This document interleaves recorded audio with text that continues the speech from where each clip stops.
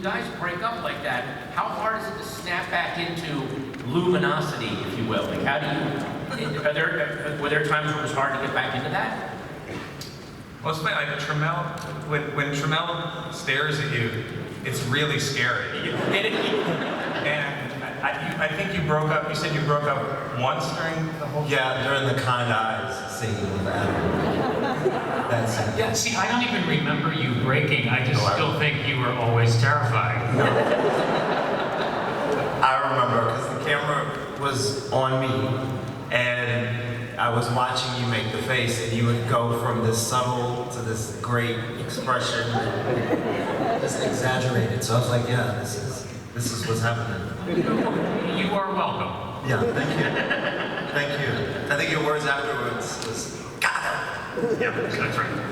I think part also like the weird sort of tone of the show sometimes is there are uncomfortable spaces or long pauses, and so it's always, and sometimes Dan's writing is so specific that like you saw like Patricia like trying to get those words right when sometimes it was just hard to like get it just right, and then you want to kind of like let there be uncomfortable weird silences. Sometimes it go on way too long, like between you and Patricia where you're laughing with each other in that scene, and so we kind of like that where it get really weird. Yeah. Let it get weird until somebody said, "This is so weird." I don't know. And Brett, I take it the hair was an ongoing issue, apparently, from the little montage they put together of the... I guess so. I mean, we had to get the hair right then.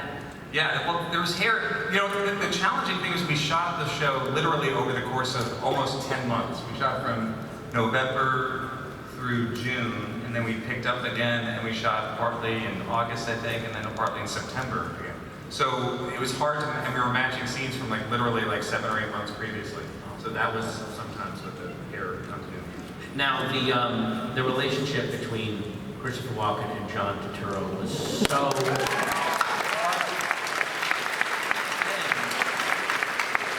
If I'm not mistaken, in the final episode, does John Turturro not have a single line of dialogue? Does he never speak? I don't think he speaks. Bird. He says bird. Oh, he just says bird. Yeah. But the rest is all his face, and you know exactly what he's thinking. Yeah, he's an amazing actor. All the actors on the show, I feel like something you were talking about in terms of like the tone of the show too. Everybody believes it. These actors are so believable that they buy into the reality of this world. And that's something I thought about in terms of the tone. Like, are people going to believe this world? But when you have people like John and Chris and you guys who are like investing it with this reality, then if they believe it, the audience believes it. And I think that's why the show's able to work. Yeah. I think there was also, in the original script of episode 9, there was some dialogue that we ended up taking out. It was like, he's like talking to the dog or whatever, and he's like, hey, what is all this? And weirdly enough, that got cut. But no, John, I remember... And the dog spoke back to him, right? Yeah, and then the legs ran by. But no, John, I believe, was like, I think I can do this without dialogue. I think that was part of the conversation we had. John's an extraordinary actor. I mean, good Lord. He's incredible.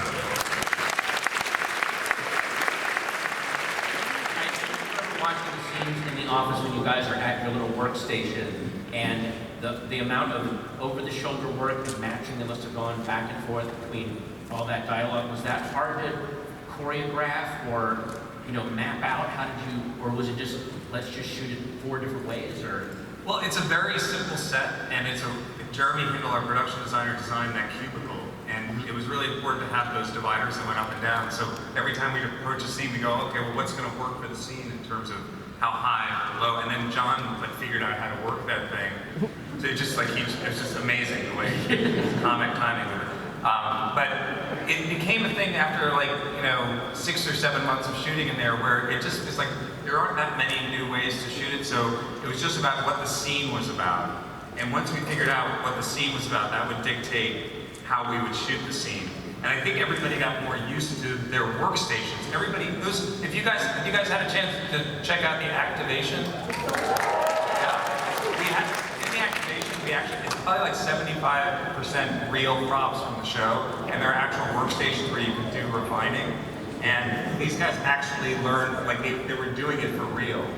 And quite good at it, too. Well, guess who was the best at it? No surprise. Zach Cherry. Yeah. He could do things with the numbers that we couldn't figure out. He'd be like swirling them around and they'd be like making art with each other. He was good at it, and I have to say, quite condescending to us. The work as good at it. Kind of a dick about it.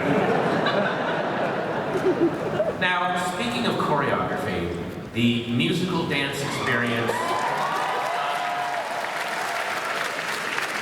was, again, and every time I say this, I mean this as a compliment, it was so joyous and so kinetic and still sinister AF. I was so freaked out. Like I felt like something horrible was about to happen and I don't know what it's going to be. Did you hire a choreographer for the scene? How did, because it's shot like dizzyingly. Suddenly you're in this really nice kind of upbeat musical until it isn't.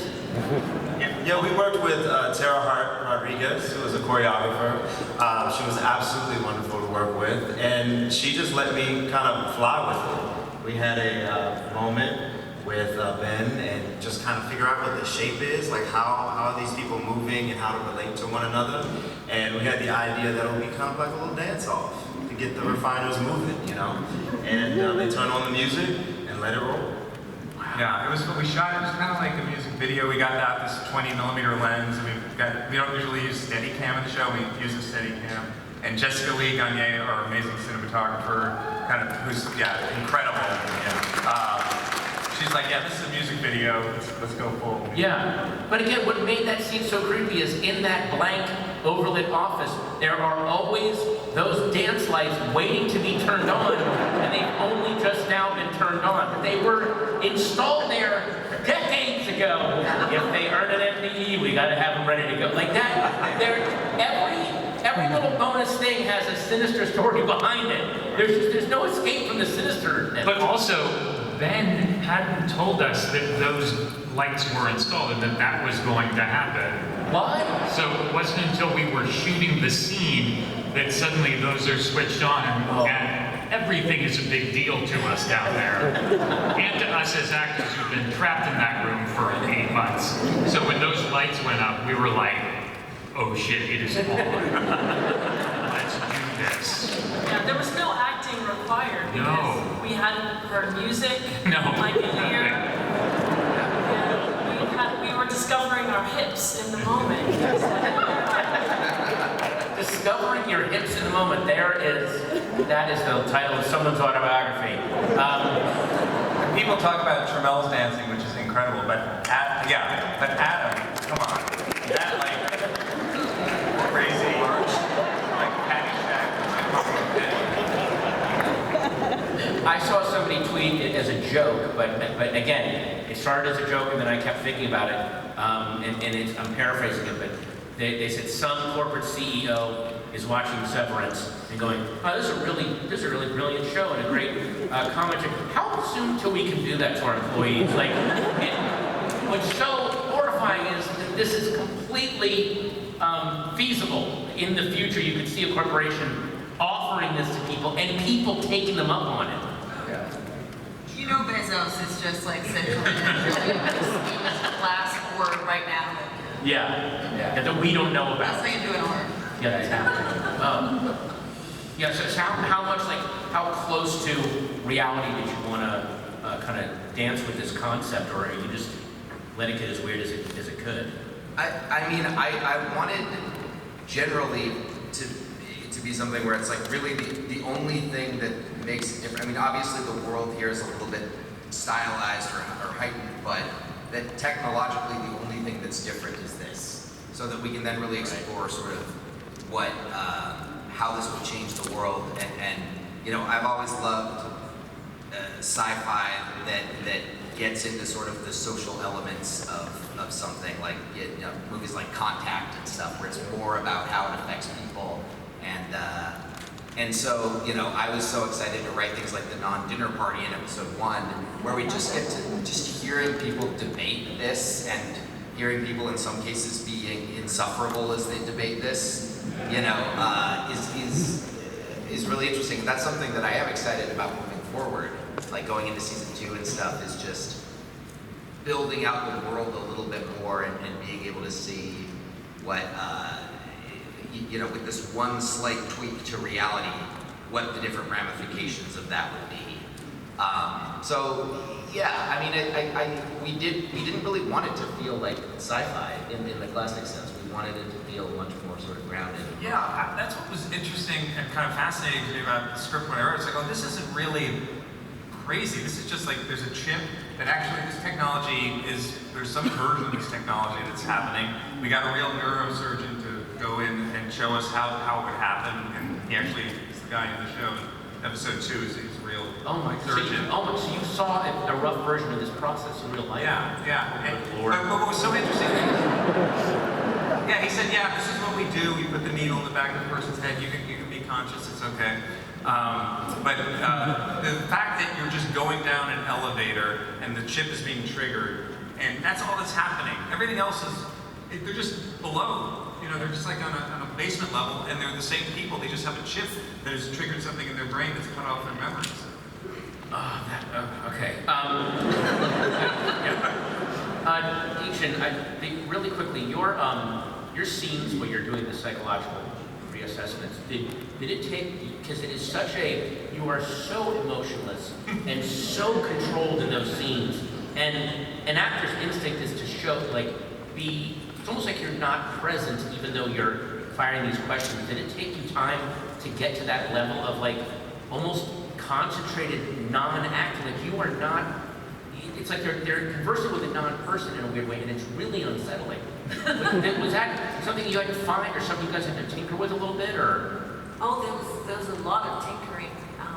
You know, like Ben discussed, like just finding the tone, and I think there were probably takes where there was a little color, and you know, it was in the edit, just like find that space. But it was, I will say, extremely difficult to memorize because it's very random, and it's just like this random list.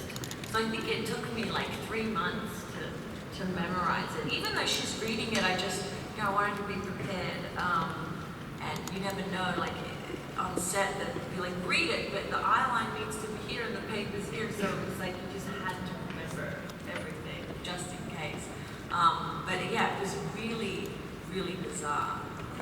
And then I actually had a question. Excuse me, I'm the moderator.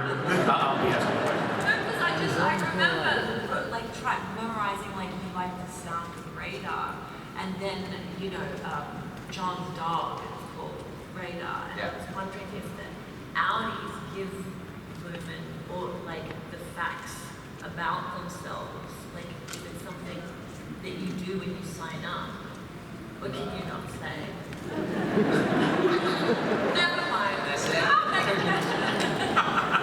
Yeah, sort of. No, I mean, that was definitely on purpose. And actually, that was Mark Friedman, I believe, was a writer-producer on this show. And I believe that was his idea, that little sort of radar thing. Because I missed it in the script, but, and yeah, it was just such random. Anyway. Yeah. I guess my answer is kind of. Well, that's an interesting thing that Scott brought up. I'm asking this to I'm sure everyone here has done this. Have any of you gone down the Reddit, YouTube, Twitter rabbit holes about this show? Do you guys understand the amount of terabytes of debate and discussion that are going on about this world? Have any of you glimpsed at any of it?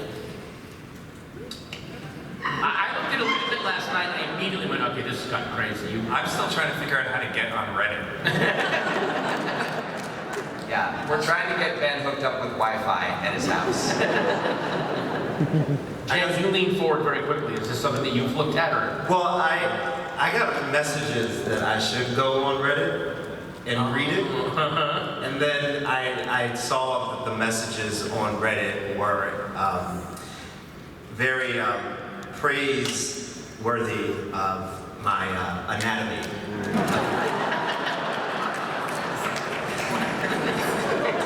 One specific area. I don't have any of that. I don't. So then I got off of Reddit. I should really get on Reddit. Yeah. And you have a whole wood smash page. You would love it. No? Nothing?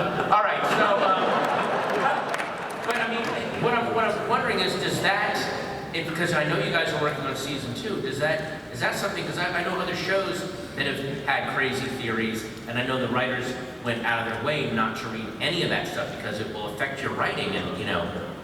Yeah, I was warned not to go on Reddit, on the subreddit for this show at all, and I held off for about like 6 minutes. I went on, and then I was just like on it every day for a while, because it's kind of addicting.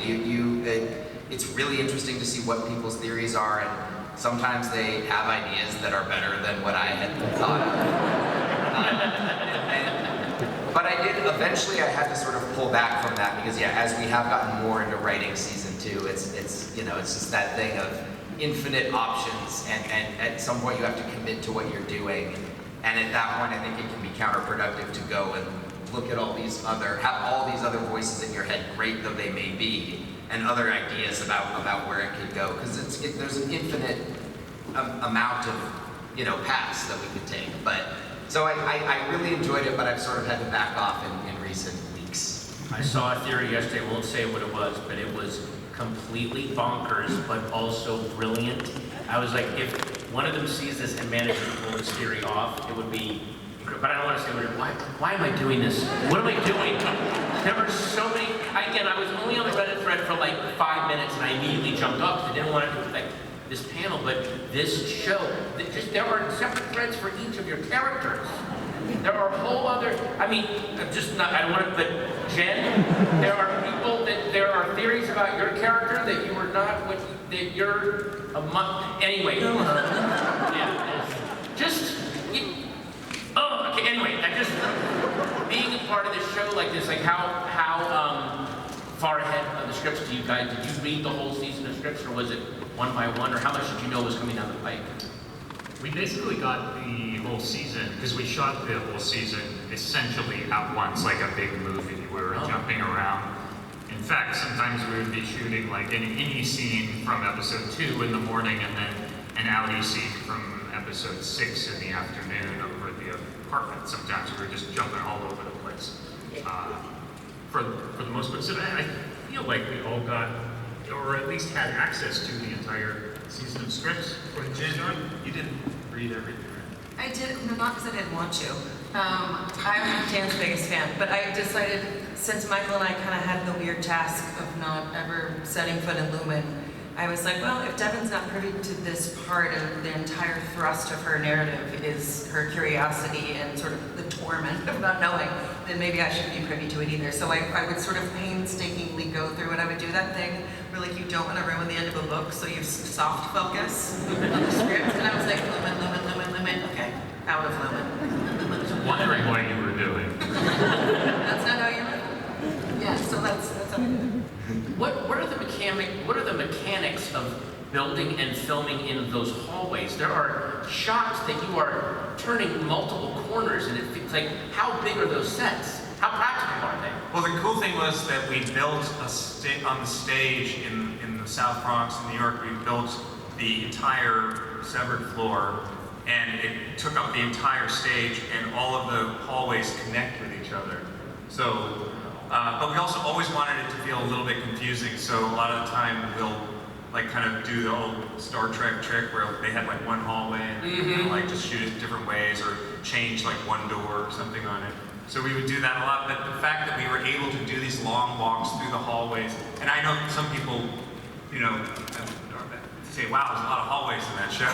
But that to me was sort of like part of the fun of it, was that you could just completely get lost in the hallways on the set, and the MDR set was in the middle of all the hallways. So you had to walk down these long white hallways in the sound stage to get to the stage. There were actually long white hallways. You get to the stage, and then you go into more long white hallways to get to the actual set. Yeah. Would that affect you guys' performance? That would freak me out. Yes. Yes. Especially if you have to go to the bathroom. There's no bathroom, God. like way out in the other hallways, and sometimes you get lost because we would like put a wall up so you couldn't. We'd take the wall down so people could get in, and we put the wall up so you could do the shots. So you actually couldn't exit. Like 70% of the time, trying to get to the office set, the big room with the green carpet, you had to walk through the hall, set hallways, and like Ben said, they would move them around, and so you'd find yourself at a dead end after like 3 minutes of walking. I would just have to stop and just be like, "It's Adam! I need somebody else to come find me." And after, no joke, 70% of the time. And also the ceiling is very low in MBR. And That was very it's like creepy. abnormally low, and it's a really long, wide room. And I know John Turturro, who is the tallest cast member, did not enjoy that. Well, and the walls on the way to the break room are extraordinarily close to each other, and the elevator itself is really small. It's a one-person elevator, Yeah. So it felt like you were being immersed in an art installation, and there was just inspiration everywhere, and it was all frightening. I guarantee you there is someone online that has mapped out every hallway of Lumon precisely and could probably build it Galaxy Quest style 30 years from now if they want to actually build Lumon. I'm sure there's a map somewhere. Oh, there is. Yeah. I've seen it. Oh, you've seen that? It's really accurate. Really? It's really accurate, yeah. Wow. Well, speaking of crazy online Reddit theories and questions, let's open up to our audience. And here's their questions. Maybe their theories. That's right. Form the line and oh wow, Wolverine. Hi. It's Hugh Jackman. You look incredible. Hey, hi, my name is Adil. My girlfriend's name is Mary, and we absolutely love the show, love the cast. Additionally, Adam Scott, I think he would be a perfect Peter Parker in an alternate universe. One reason we love the show is there's just so many details, and there's so many little things that lead to big reveals. And one thing that we just always talk about, the goats. Is there a significance of the goats, and will it be revealed? Yeah.